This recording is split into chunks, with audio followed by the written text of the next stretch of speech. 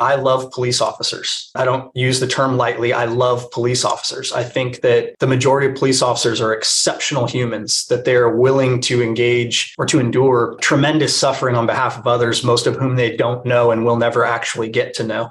And many of whom a lot of society has simply decided to bypass and would prefer to not even see. So I think the fact that most cops are willing to embrace this role as a backstop, sort of a last sponge to absorb all that society has to hand out, and it's not really clear who else is supposed to handle it. There have been a lot of police executives who've pushed back against that, saying that there's all these things we've started to do in the last 20 or 30 years. The scope of work for law enforcement policing has vastly expanded, and they'll complain about it. This is really difficult. We have strained resources, and how are we going to handle all this? But, similar to my first point, I think it's a role that we embrace and should embrace, that somebody's got to be there to do that. Again, if we're putting out police officers who are not just law enforcers, but are healthy, happy, well-adjusted individuals, compassionate people who see and embrace that role, it's one that I think we actually serve quite well in. That's been challenging as a police executive, is sometimes the narrative is not necessarily backed by fact, and things that we might suggest taking away from police, if you look at it a little bit more objectively, we're actually quite good at. And I think mental health intervention is one of those spaces. There's a lot of things said about maybe we shouldn't have cops with badges and guns responding to mental health emergencies, but most of them are just that. At the beginning, they're emergencies. So who else is going to respond out and make sure that relative safety can be restored before we take on the rest of what needs to be taken on?